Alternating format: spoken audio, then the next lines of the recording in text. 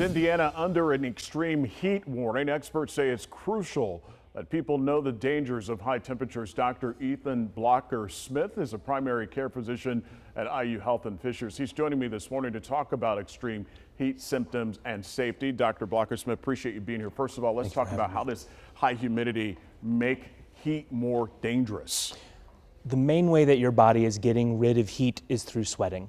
So your body takes some water, mixes it with some salt, a little bit of oil to improve the heat transfer, dumps that on your skin and lets that evaporate off. Okay. So that evaporation is taking heat from your body and letting it go out everywhere else. What if you're not sweating?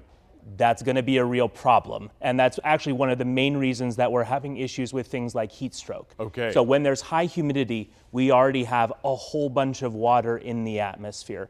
And so it's much harder to get good evaporation because of that.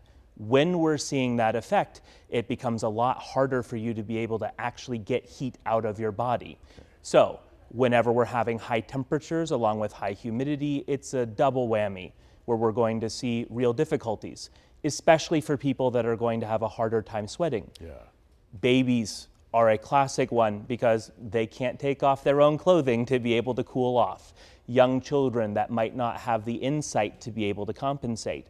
And people with certain health conditions, especially over the age of 65, but really at any age where they have less fluid, they're on diuretics, they're on certain medications that will impair their sweating, or other things along those lines. So if we're seeing those mechanisms that your body uses to get rid of heat not working well, you are going to overheat. Let's talk about signs of dehydration, because a lot of folks think, okay, I drink a lot of water, but there could be signs that you're still dehydrated. Absolutely.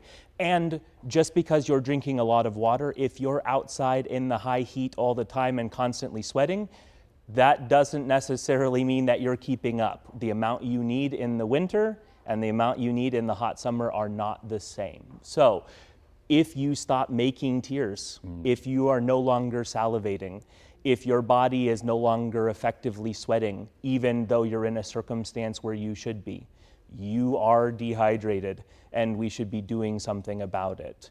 Another good way that people can use that works very well is even just pressing the fingernail and looking to see how long does it take for that to pink back up. Okay. Because that capillary refill, in terms of your body, hands are a nice to have.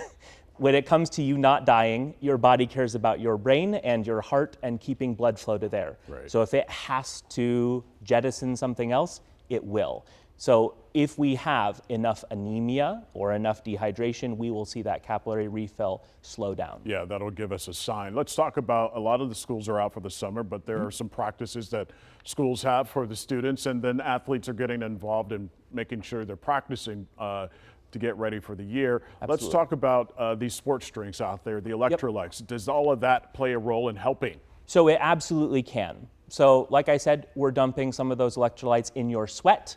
And so if you're sweating enough and you're not compensating for that, we're definitely going to see some issues with low sodium, low potassium, and even cramping as a result of that. That's why heat cramps are a thing.